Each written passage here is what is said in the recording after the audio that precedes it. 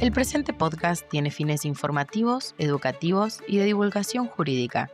Los hechos relatados se basan en registros públicos, crónicas periodísticas y expedientes judiciales. Este análisis se realiza desde una perspectiva técnico-legal con el máximo respeto hacia las personas involucradas, víctimas y sus familias.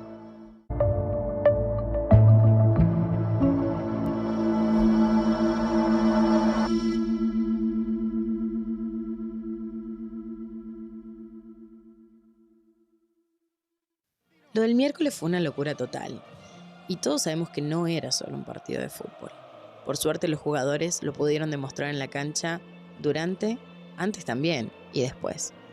Hoy, todo el país tiene la cabeza puesta en el Mundial, con los nervios y la pasión a flor de piel para este domingo. Y en Puede Pasarte Podcast vamos a seguir en ese camino, pero viajando al Mundial de Alemania 2006, para entender el armado de una de las grandes tragedias que envuelve el fútbol argentino. En ese momento, en el 2006, la barra de River, los borrachos del tablón, podríamos decir que parecía una, entre comillas, familia feliz, porque copaba las tribunas de Múnich, de Berlín, y detrás de todo el color, de los trapos, de los cánticos, bombos, platillos, se estaba gestando algo que no iba a tener un buen desenlace. Y como siempre pasa, eso tenía que ver con la lucha por el poder. Estaba pasando de todo, como en cada gran evento mundial. Había posibles reventas de entradas, había plata en efectivo yendo y viniendo, y ya conocemos nosotros de los negocios que puede haber atrás de toda esta situación. Y una de las grandes protagonistas de Alemania 2006 en la hinchada argentina fue la barra de River Plate. Hasta ese momento la barra de River estaba bajo un liderazgo dual, aparentemente armonioso, por eso digo que parecían una familia feliz, ¿no? Que siempre adentro hay un problema. Esa barra se dividía en dos. Hay quienes después testificaron que, por un lado, teníamos el cerebro político y el manejo de la clase media y la clase media alta. Ellos eran los hermanos Schlenker. Y por el otro lado, también testificaron que estaban los líderes del choque, ¿no? Los que tenían más vínculo con la dirigencia del club, con los jugadores, y ellos eran los que estaban con Rousseau. ¿Pero qué pasó en el Mundial? ¿Qué pasó en Alemania 2006? Aparentemente, y luego de algunas investigaciones que hizo la justicia, parece que el grupo de Schlenker descubrió que el grupo de Rousseau se estaba quedando con una porción mucho más grande de plata, de los viáticos y de los pasajes que tenían que compartir con ellos. Porque, como ya sabemos, las barras manejan para ir a estos lugares y a estos eventos un presupuesto muy grande. Imagínense, de Argentina a Alemania hay un gran viaje y una gran escala. Eso lo fueron recaudando a través del tiempo. Puede ser, como después descubrió la justicia, con algún tipo de reventa de entradas, con algún tipo de cobros de estacionamientos y, por qué no, también ciertos aportes dirigenciales. El tema fue que cuando Argentina se tuvo que volver, cuando nos volvimos de Alemania 2006 porque empatamos 1-1 en cuartos de final y perdimos con penales, no solamente volvió la selección, no solamente volvieron los hinchas, sino que fue el inicio de una cuenta regresiva de odio en el espacio de River Plate. Pero un odio tal que un año después, la noche del 7 de agosto del 2007, se cobró la vida de Gonzalo Acro, de 3 balazos en una emboscada en Villa Urquiza. Gonzalo tenía 29 años y era la mano derecha, dicen, de una de las dos facciones, la mano derecha de Rousseau. Él salía de entrenar de un gimnasio con un amigo y no sabía ni se esperaba que a la vuelta de la esquina había una emboscada preparada para que 3 balazos terminen con su vida. Cualquiera pensaría que el caso se cierra atrapando a los que dispararon, pero acá es donde este expediente se convierte en un laberinto que tenemos que analizar. ¿Cómo hizo la justicia argentina para condenar a prisión perpetua a líderes de la barra que no estaban en el lugar del hecho, que se encontraban a kilómetros de distancia y que nunca tocaron el arma homicida? Eso es lo que hoy vamos a analizar. Cómo la justicia argentina terminó resolviendo un enigma jurídico histórico. Sentenciar a prisión perpetua a los aparentes cerebros del crimen, que además eran los jefes de la barra de River, los hermanos Schlenker, a pesar de que, como les conté, no estaban en el lugar del hecho, ni nunca tocaron el arma homicida. Bienvenidos y bienvenidas a Puede Pasarte Podcast. Mi nombre es Milagros y hoy vamos a desarmar el expediente del caso Acro y vamos a responder si se puede condenar a perpetua por telepatía.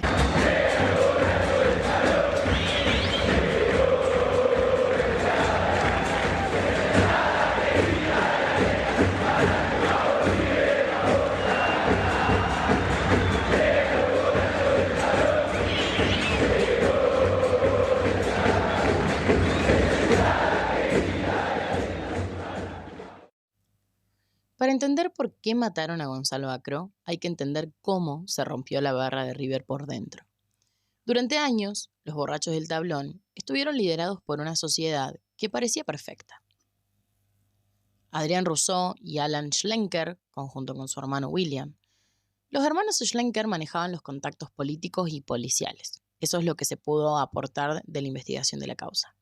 Alan aportaba esa mística y el peso en la tribuna conjunto con su hermano William, pero la barra de un grupo y de un club grande no es solo pasión. Es como una suerte de pyme. Y para quienes nos escuchan de otros lugares, una pyme es una pequeña y mediana empresa. Y ustedes se preguntarán por qué. Y bueno, es que pasan millones de pesos y están implicados en varias actividades, casi siempre ilícitas o rozando los límites de la ilicitud o, como nos gusta decir a nosotros los abogados, en los límites grises. Estacionamientos, reventas de entradas, porcentajes de pases de jugadores y, por supuesto, viajes. Ni hablar que después se descubrió que uno de los protagonistas de esta historia trabajaba para el club en blanco para poder, de esa forma, entregarle más dinero. En el Mundial de Alemania 2006, esa convivencia estalló por completo, como vimos al principio. Los reproches por el reparto de esa plata se volvieron insostenibles. Y por eso, en el último partido de Argentina, que fue el último partido de Argentina en fase de grupos, que fue contra Holanda, la barra fue expulsada del partido por la FIFA. Y este hecho expuso las diferencias de manejo que había entre los dos bandos, no solo dentro, sino afuera de la cancha. Porque el grupo de los Palermo, fieles a los hermanos Schlenker, y el grupo de la banda de Palermo y la banda de Constitución, fieles a Rousseau y Acro, se asentaron en diferentes lugares de Alemania, diferentes hoteles, y usaban diferentes transportes evitando cruzarse. Eso fue así hasta cuartos de final, cuando en las tribunas alemanas mostraron una fachada de unidad para no perder el control frente a la policía local. ¿Por qué? Porque los testimonios judiciales posteriores, porque inclusive hubo un juicio por esto en Alemania, en el juzgado número 6 de Frankfurt, confirmaron que los insultos y las amenazas de muerte y los reproches por quienes trabajaban más dentro de la barra y por quienes ganaban más dentro de tal grupo eran diarios en todas las concentraciones de las barras. Por eso, cuando vuelven a Buenos Aires, la barra efectivamente se terminó dividiendo en dos facciones y estaban dispuestas a todo. Como contaba, por un lado los hermanos Schlenker y por el otro el de Rousseau y compañía. Algunos meses después del Mundial, sucedió algo terrible, lo que se conoció como la batalla de los quinchos en el club de River Plate. Era un 11 de febrero de 2007, caluroso, domingo soleado, antes de un partido de River contra Lanús. Las familias de los socios almorzaban en los quinchos del club y el grupo de los Schlenker ingresa armado a los quinchos para emboscar a Rousseau y compañía. Se desató una balacera, incidentes con facas, heridos. En ese momento Gonzalo Acro defendió a Rousseau y a causa de esto el club fue clausurado y el gobierno aplicó el derecho de admisión a los Schlenker dejándolos afuera de la tribuna. ¿Y ahí qué pasó? La facción de Rousseau retuvo el control interno. Y desde ese momento el odio se volvió irreversible. Unos meses después, vino lo que se conoció como la Batalla del Playón. Una posible tregua estaba completamente rota, porque la tarde del 6 de mayo de 2007, cuando el partido que River jugaba contra Independiente en ese momento termina, la atención va directamente al playón de estacionamiento del Monumental. donde la banda oficial de Rousseau tendió una emboscada de revancha contra la banda de Palermo de los Schlenker, una facción periférica que respondía a los hermanos. Y durante el enfrentamiento, testigos contaron después, que Gonzalo Acro atacó salvajemente y apuñaló a un barra muy querido de los Schlenker, un hombre apodado el Urco Verón. Este acto firmó la sentencia de muerte de Gonzalo, es lo que siempre se creyó, porque los hermanos Schlenker y su barra juraron vengarse, y vengarse con sangre. Ojo por ojo, diente por diente. Claramente la tribuna era una olla de presión, y el nombre de Gonzalo Acro estaba completamente marcado después de lo que hizo a este hombre Urco Verón. Pero Gonzalo era un hincha fanático de River, igual que su papá. Se dice mucho de él en las redes, en los medios, en las investigaciones. Hay diferentes comentarios, desde que era un chico tranquilo y que solo hacía boxeo y levantaba peso en las máquinas del club, hasta dichos de que era una de las cabezas más importantes de Rousseau y su mano derecha. La realidad es que Gonzalo nació en Saavedra, fue un colegio privado de Belgrano, era un excelente alumno, casi profesor de inglés, estudiaba periodismo deportivo, jugó en las inferiores de Excursionistas y era fanático de los Ramones también. Entonces, ¿cuál fue y cómo terminó en una barra que era el lado por lo menos más conocido como del choque, ¿no? Bueno, su llave de entrada a la barra fue un amigo que tenía de la escuela, llamado Matías Goñi. En los años 90 se ganaron la confianza de los viejos líderes y escalaron posiciones, tanto Gonzalo como Matías. Cuentan algunos testigos que Acro combinaba el coraje físico con la inteligencia organizativa y por eso Rousseau lo tenía como el cerebro logístico de su facción. Él manejaba reventas de entradas, coordinaba micros de viajes internacionales, administraba fondos. Y la dirigencia de River Plate, que en ese momento estaba bajo la gestión de José María Aguilar, lo tenía contratado oficialmente como empleado del club en el área de mantenimiento. Cobraba un sueldo en blanco y parece, o la justicia entrevió, que esto encubría su verdadera función, que era asegurar el control político de la tribuna a favor de la comisión directiva. Agosto en Buenos Aires. Quienes han ido a Buenos Aires en invierno saben de lo que hablamos, ese frío húmedo. Ese día era una noche muy fría, casi helada, testificaron. No había mucho movimiento en las calles porque ya eran pasadas las 11 de la noche en Villa Urquiza y Acro salía de entrenar con su amigo Gastón Matera. Caminaron algunos metros y fueron cercados por entre 4 a 5 personas, que bajaron de 2 autos, de un Fiat Uno y de un Volkswagen Gol. Testigos manifestaron que Gonzalo se puso en pose de pelea, de boxeo, para enfrentarlos, porque sabía que con su físico podía llegar a salir de esa situación.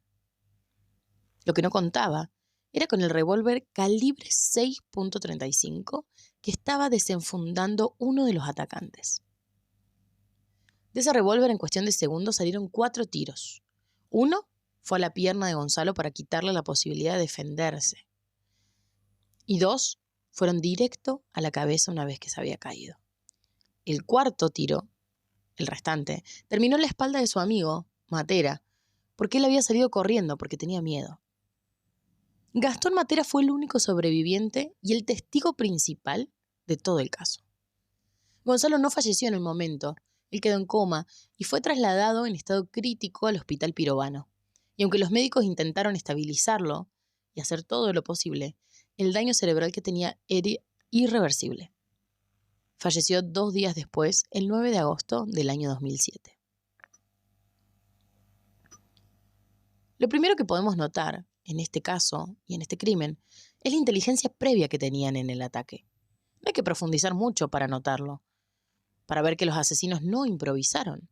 La justicia después logró recabar evidencias de esto y demostraron que estos miembros de la banda de Palermo estuvieron haciendo tareas de inteligencia durante semanas.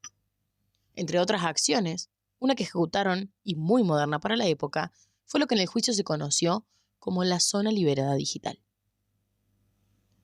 La noche del crimen, los imputados se comunicaron mediante teléfonos que las líneas estaban a nombre de otras personas o personas que no existían.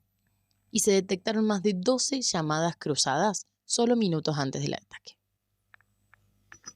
¿Y los hermanos Schlenker estaban ahí? ¿Estaban en el Fiat Uno o estaban en el Gol?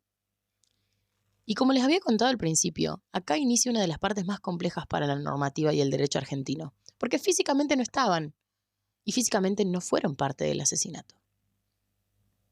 Las antenas telefónicas ubicaron a Alan y William en una pizzería de Belgrano, lejos del lugar del hecho con otro amigo más.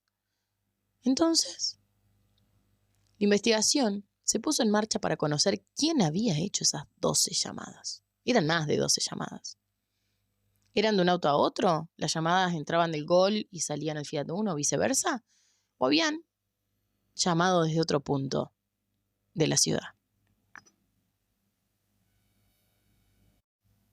Si estaba tan bien pensado el crimen, ¿qué rol cumplía cada persona? Porque hubo mucha organización. La policía los agarró rápido, detuvieron a todos. Yo sé que esas son las preguntas que podemos estar haciéndonos mientras estamos escuchando esto, porque me las hice yo también. Así que vamos por parte. ¿Cuáles fueron los roles en el ataque? Porque es de lo más importante para nuestro análisis jurídico. Las autorías. Esta información está basada en los escritos del juicio y las sentencias de más de 255 fojas o páginas que tiene. Para la justicia, los atacantes se dividieron en 3 roles específicos para asegurar que Gonzalo Acro no tuviera escapatoria. Por un lado, tenemos a los marcadores, o lo que comúnmente y coloquialmente en la calle conocemos como los campanas. Ellos eran 2. Pablo, que tenía como alias el Cuca, Girón, y Sergio, el Pela Piñeiro. A veces uno piensa que los campanas en un crimen son los que tienen menos responsabilidad. Pero en realidad de ellos y de todos los campanas siempre dependen si el crimen se lleva a cabo o no. Porque eran ellos los que tenían que comunicar cuándo Gonzalo salía del gimnasio y con quién iba. Girón y Piñeiro se ubicaron de forma estratégica en las inmediaciones del gimnasio, en Villa Urquiza. El gimnasio se llamaba Urquiza Tenis Club. Y siguieron los movimientos de Gonzalo dentro del establecimiento. En el momento exacto en el que Gonzalo cruzó la puerta del gimnasio junto con su amigo Gastón, Girón y Piñeiro llamaron por teléfono al grupo, que la justicia le denominó el grupo de ejecución, y dio un aviso que era muy textual. Ahí va, está saliendo. Después se determinó a través de la justicia que teníamos el grupo de choque y ejecución. Ellos eran otros 2, Ariel, el Colo Luna, y Rubén, el Oveja Pintos. Se encargaron de la violencia física. Estaban esperando el aviso escondidos en otro auto a la vuelta de la calle Baunes. Una vez recibida la señal de los campanas, interceptaron a las víctimas caminando. Luna bajó del auto armado con ese revólver calibre 6.35. Tiró todos los disparos, los mortales y los que hirieron a Matera. Pintos actuó como respaldo físico, sí, armado estaba también, para contener cualquier intento de defensa o para repeler a los posibles testigos. Y como habíamos dicho, los hermanos Schlenker no estaban físicamente. Pero la justicia, en su investigación y teniendo en cuenta que eran los líderes de la barra y del grupo, sostenía que ellos idearon el plan y que dieron la orden. Y eso los convertía en los instigadores intelectuales. ¿Cuál es la figura del instigador o de la instigadora en nuestro derecho argentino? En el derecho penal argentino, el instigador o instigadora también lo escuchamos muchas veces en los canales de televisión o en programas como el autor o la autora intelectual del hecho, porque es la persona que convence y, como bien dicen quienes estudian esto, hacen surgir en la otra persona la decisión de ir y hacer ese delito. ¿Qué hacen surgir? Lo convencen, ¿no? Le llenan la cabeza, coloquialmente hablando. ¿A quién? Al autor material. Porque acá tenemos el autor intelectual, el que piensa, el que convence al otro de que lo haga, y el autor material del hecho, que es quien lo perpetra, quien lo hace al delito, al crimen. Esta figura en nuestro Código Penal argentino está regulada. Así que ojo, y está regulada en el artículo 45. Entonces, la persona que instiga no ejecuta la acción delictiva, no hace los actos típicos del delito, no participa en la ejecución física del mismo. En el ejemplo que podemos dar en el homicidio, el artículo 79, nos dice el que matare a otro. No va y mata, no es el autor material. Entonces, ¿qué hace el instigador? Tiene una participación netamente psicológica. El aporte que da al delito es puramente intelectual, psicológico. Siembra la idea como si fuese una semillita, lo deja plantada ahí. O le da a la otra persona los motivos determinantes para que vaya y cometa el delito, en este caso, un homicidio. ¿Cómo se castiga esto? Porque primero cómo se muestra, después cómo se castiga. Bueno, el artículo 45 de nuestro Código Penal es liso y llano y vino a cerrar muchos debates que se pueden dar en la parte académica, entre comillas, del derecho. Y es que el autor intelectual del hecho, el instigador, se va a equiparar al autor material del hecho.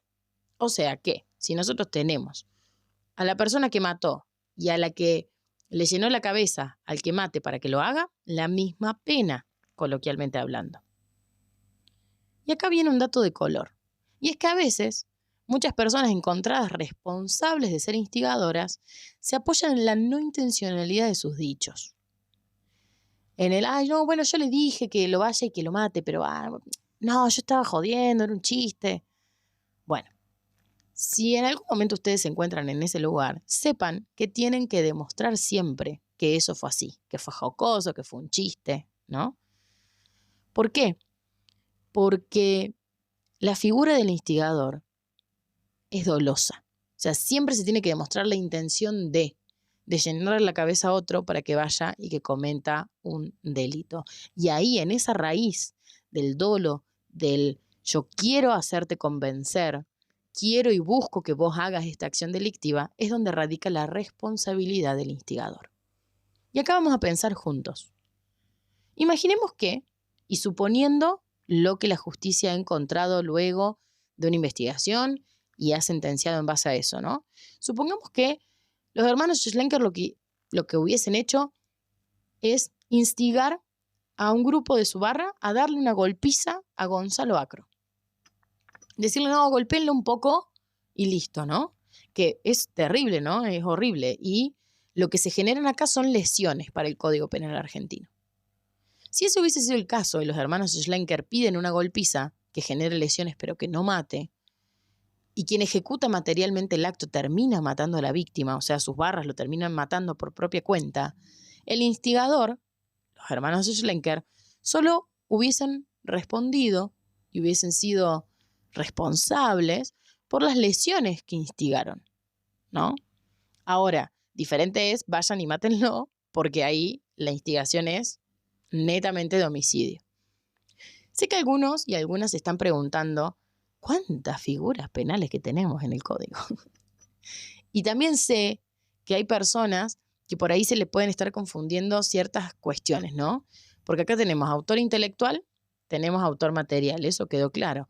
Pero de la autoría intelectual se nos puede estar confundiendo con algo muy fácil de confusión, que es la figura del cómplice o la figura del autor mediato de un delito. Y solamente para esos curiosos y curiosas que deben estar con esa duda, vamos a aclarar esos tantos antes de seguir. ¿Cuál es la diferencia del autor intelectual con la del cómplice? Bueno, lo principal es el momento de la decisión, porque el instigador y la instigadora lo que hacen es crear la voluntad criminal en alguien que no estaba decidido a cometer ese delito antes de que el instigador vaya y hable. En cambio, el cómplice de un delito colabora o refuerza una decisión delictiva que el autor ya tenía tomada de antemano tiempo atrás. Y en cambio, con la figura del autor mediato, acá lo que tenemos es lo siguiente. El autor mediato va a, entre comillas, usar a otra persona como un instrumento, ¿no? Pensemos como quien está manejando una marioneta, ¿bien? El autor mediato sería la marioneta. ¿Por qué? Porque no tiene voluntad propia. O, lo que siempre pasa en muchas ocasiones, es que la persona que está siendo utilizada no comprende la criminalidad del acto. Por ejemplo, engañemos a alguien para que entregue algo y era algo delictivo como una bomba, o estamos coaccionando o haciéndole creer a una persona que tiene algún tipo de discapacidad intelectual a que cometa algún tipo de delito. Eso es el autor mediato. En cambio, el instigador convence a una persona que va a actuar libre y conscientemente de lo que está haciendo. Entonces, para la justicia, en este caso tenemos 4 autores materiales del hecho y 2 autores intelectuales del mismo hecho. No tenemos cómplices y no tenemos autores mediatos. Esto, por supuesto, es algo que a los homicidas no lo favorece desde el espacio normativo.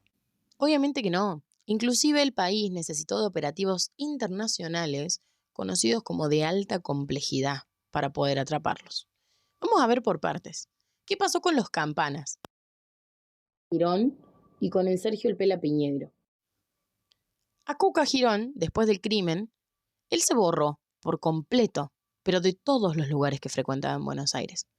Inclusive se dice que el mismo día del que consiguió cruzar, ocultarse con éxito durante un tiempo, que fueron 10 meses, en Paraguay. ¿Pero qué le pasó? Se quedó sin plata. Por eso en junio del 2008, después de hacer algunas pinchaduras telefónicas, la Policía Federal, a través de la División de Homicidios, logró detectar que todo el entorno familiar del Cuca estaba preparándose para una llegada relámpago de él, darle plata y que se vuelva a Paraguay.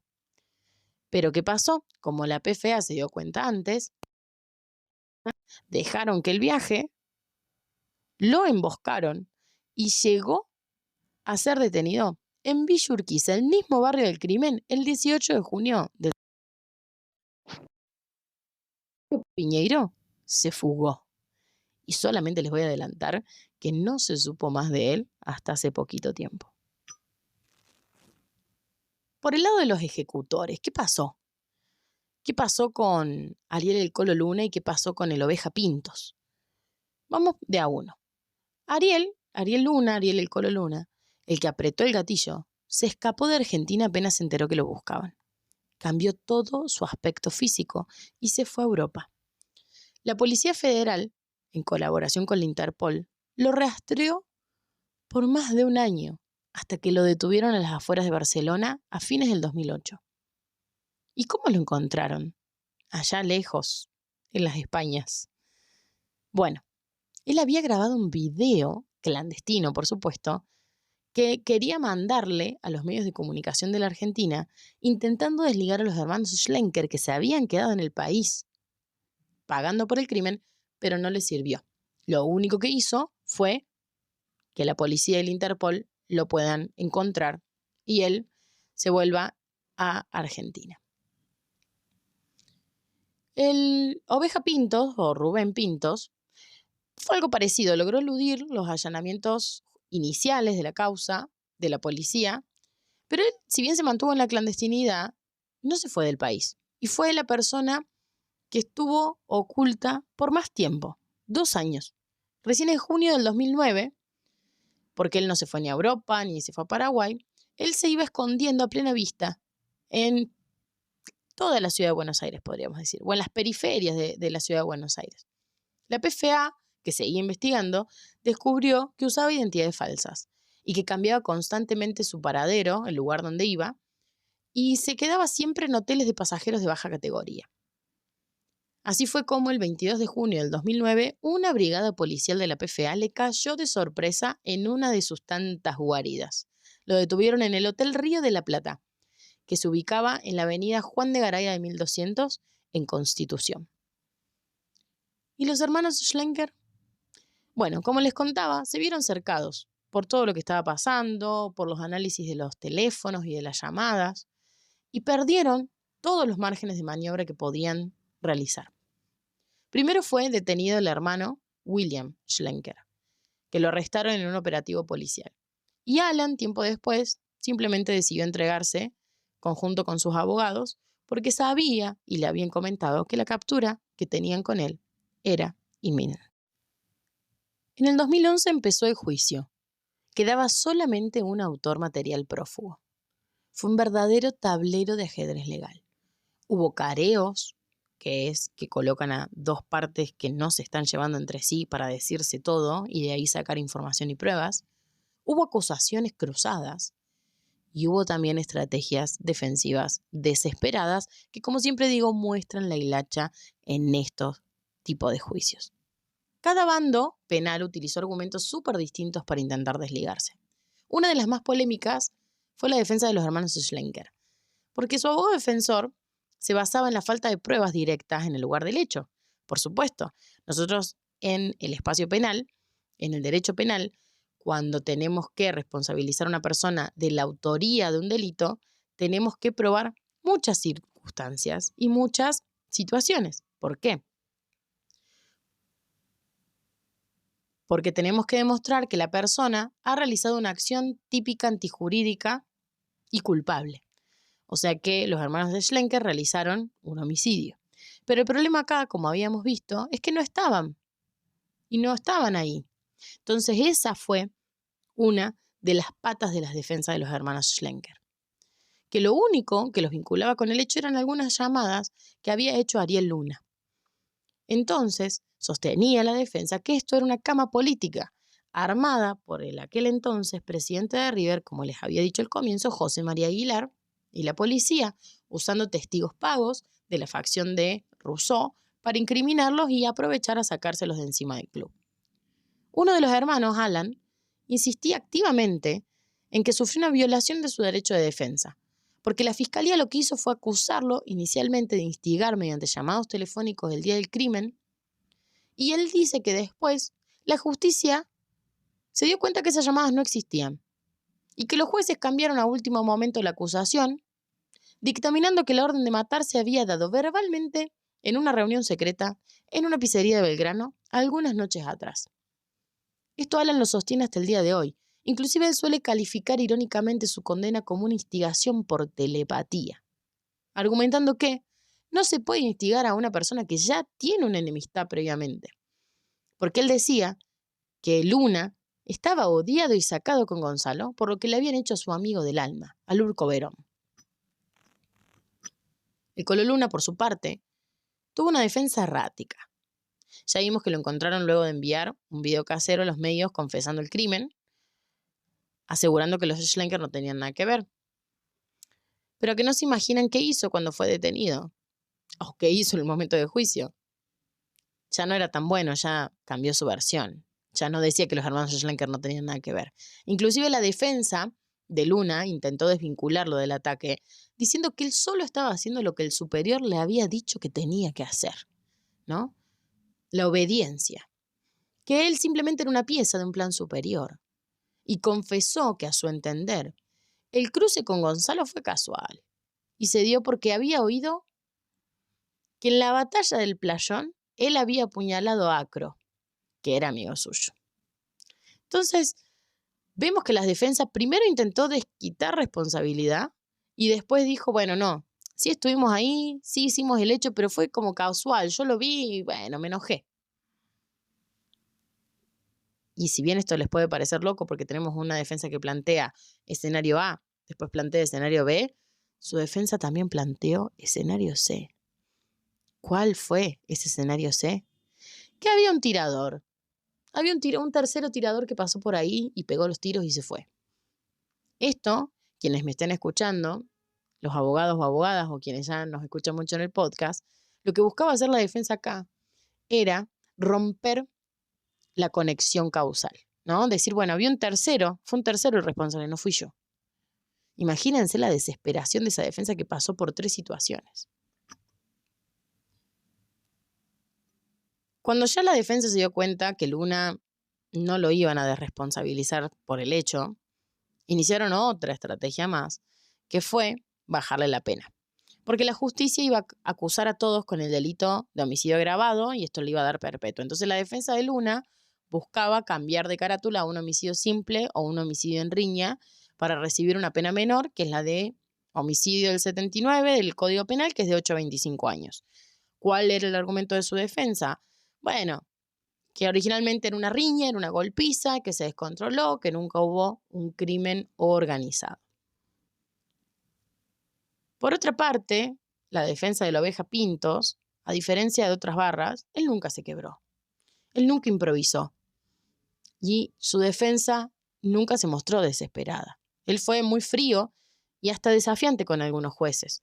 Cuando lo capturan en el 2009 en el Hotel de Constitución, Pintos le tiró a la policía que lo estaba agarrando una bomba. Dijo: yo sé la verdad de lo que pasó, pero lo voy a decir recién en el juicio oral. Entonces, en todos los pasillos tribunales de esa época se rumoreaba que Pintos iba a romper los códigos, ¿no?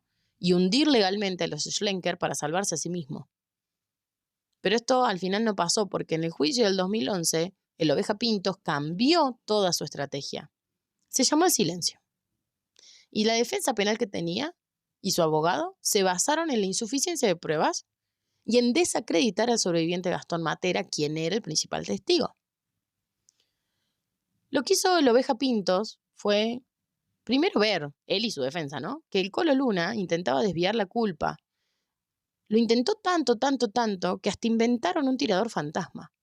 Entonces Pintos dijo: yo acá me callo, su defensa dijo: yo también, y mantuvieron un silencio conocido como el código del silencio, ¿no?, que nadie dice nada, y era la única carta que podían jugar. Inclusive el abogado del Oveja Pintos sostuvo que él no estuvo en la vereda físicamente ejecutando. Él estaba así, en el lugar alrededor del gimnasio, pero no había ningún testigo ocular directo que no sea Gastón Matera. ¿Pero qué pasó ahí? ¿Qué le dijo la justicia a esa defensa cuando tuvo que responder? Que la triangulación de las llamadas lo ubicaba a él exactamente en la misma celda de telefonía móvil que en la que estaban los Campanas, que era en la cuadra del gimnasio. ¿Y cuáles fueron las defensas de los Campanas, de Girón y de Piñeiro? Ambas defensas sostenían que la presencia que ellos tenían en el barrio de Villa Urquiza era coincidencia. Y déjenme decirles acá que quienes podían llegar a tener una carta un poco más, no les digo sencilla, pero sí un poco más flexible para poder demostrar que ellos no habían, o intentar demostrar que ellos no habían sido parte del hecho, eran ellos. Porque nunca agarraron el arma, nunca se enfrentaron a Acro de manera directa. Entonces la defensa hizo esto, decir: no, ellos estuvieron ahí, pero era coincidencia. Estaban haciendo otras actividades, estaban caminando, estaban con el auto, pero el Poder Judicial, de nuevo, a través de la triangulación de llamadas, decía: no hay una mera coincidencia espacial. Entonces, básicamente, los autores materiales y las defensas querían hacer esto. Ninguno estuvo en el lugar del hecho.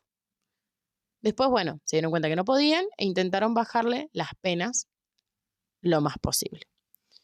Pero el problema que tuvieron, que los iba a atravesar, eran los testigos.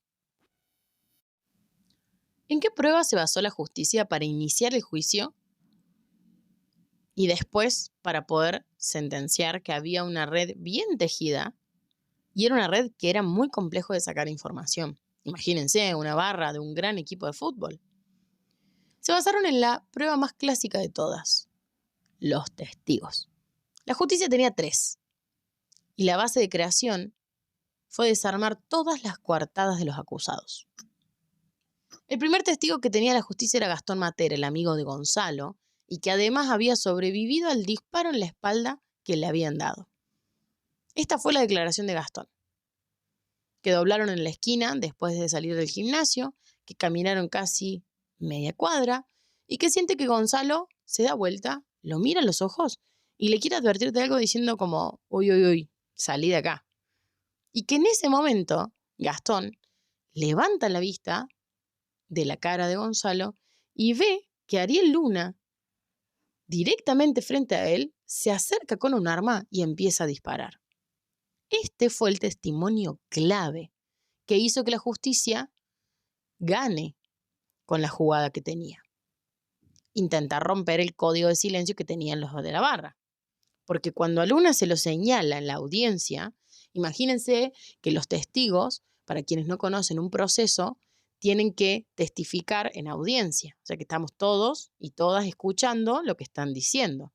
Y en ese momento ya no podía desligarse Luna del caso.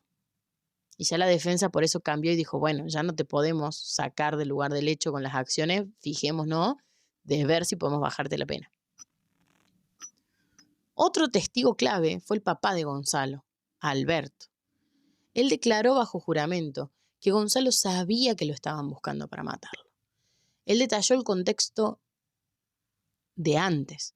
Él dijo que después de las batallas de los Quinchos y la del Playón, su hijo le había confesado explícitamente en su casa que si algo le pasaba, los responsables iban a ser Alan y William Schlenker.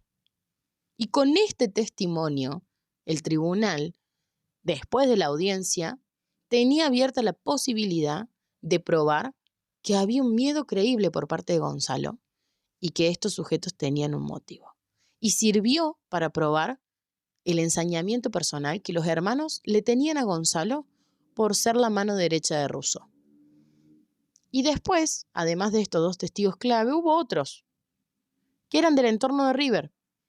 Varios eran empleados del club, otras eran segundas o terceras líneas de la barra, que estaban vinculadas a la facción oficial, la de Rousseau, y que declaraban cómo era la gestión interna.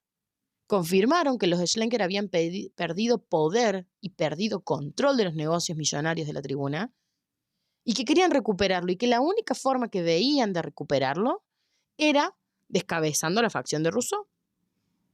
Y que creían ellos, los testigos, que podían hacerlo mediante un golpe de impacto. ¿Cómo bajamos a Rousseau? Y bajando su cerebro. Eso dijeron los testigos del lugar. Generando ¿qué? La prueba de un homicidio que tenía como contexto un crimen mafioso corporativo. Al final del juicio fueron condenados de la siguiente manera los actores. Alan y William Schlenker fueron condenados a prisión perpetua como instigadores intelectuales del homicidio calificado por el concurso premeditado de 2 o más personas. Ariel, el Colo Luna, fue condenado a prisión perpetua como autor material ejecutor de los disparos. Rubén el Oveja Pintos fue condenado a prisión perpetua como coautor material por el apoyo armado. Pablo Cuca Girón fue condenado a prisión perpetua como coautor material por ser campana en el terreno. Y Martín Pluto Lococo fue condenado a 10 años de prisión como partícipe secundario del crimen. ¿Cuáles fueron los argumentos de los jueces en la sentencia? Los jueces del Tribunal Oral Federal de ese momento eran Héctor Grieven, Hugo de Caría y Javier Anzoátegui, y se apoyaron en 3 conclusiones determinantes. La primera era la evidencia del plan corporativo. Determinaron que no se trató de una pelea casual de hinchas, sino de una ejecución planificada. El móvil directo fue eliminar la mano derecha de Adrián Rousseau para recuperar el control de los negocios millonarios de la tribuna. El segundo punto que lo tuvieron los jueces a consideración fue la alevosía y la cobardía. El fallo subraya que los atacantes sabían que Acro lo superaba en destreza física. Por eso planificaron una emboscada nocturna, usando armas de fuego y con superioridad numérica. De esa forma lo dejaban completamente indefenso. Y en tercer lugar, los jueces tuvieron en cuenta la prueba científica del sistema informático de la policía de la triangulación de llamadas para la ubicación geográfica de las partes. Consideraron que se probaba totalmente, con una validez fuerte, que si las celdas de telefonía móvil estaban donde los sujetos decían estar, se destruían todas las coartadas. El 8 de septiembre del 2011, las puertas del Tribunal Oral en lo Criminal número 15 se abrieron para dictar una sentencia sin precedentes. La justicia argentina firmaba por primera vez una condena contra la cúpula de una barra brava, tratándolos como una organización mafiosa. Pero las esquirlas de esa traición, que empezó en Alemania en 2006, tardaron muchísimos años en apagarse.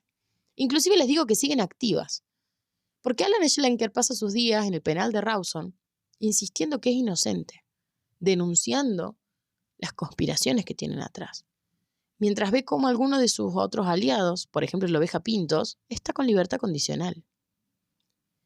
Y me acordé que no les conté qué pasó con el prófugo, con Sergio Piñeiro, con el otro Campana. Bueno, Vamos al año pasado. No sé qué estaban haciendo ustedes en octubre del año pasado, del 2025, pero vamos a viajar a Tras la Sierra, específicamente a Villa Cura Brochero, acá en mi amada Córdoba. Los vecinos de Villa Cura Brochero tenían solo palabras de amorosidad para Leandro Miguel Iglesias. Un tipo tranquilo, un tipo de familia, más bueno que el pan, 50 años. Hacía poco había sido papá de nuevo, se había casado. Era director técnico de un equipo de fútbol femenino del pueblo que se llamaba Santa Ana. Tipazo. ¿Cuál es el problema? Que no se llamaba Leandro Miguel y tampoco se apellidaba Iglesias. Él era Sergio Alejandro Piñeiro. Él era el Pela Piñeiro. ¿Cómo llegó atrás la sierra? Bueno, en el año 2011, cuando él tenía que enfrentar su primer juicio, Piñeiro logró zafar temporalmente diciendo que tenía una crisis psiquiátrica aguda. No él, ¿no? Sino su defensa alegaba que tenía una crisis psiquiátrica aguda y lo habían, entre comillas, internado en una institución psiquiátrica. ¿Qué pasó? Entre el 2011 y el 2015 él se quedó ahí y si bien el primer juicio termina, se apela y el segundo proceso dicta una sentencia total, que era la condena a prisión perpetua. ¿Qué hace el Pela Piñeiro?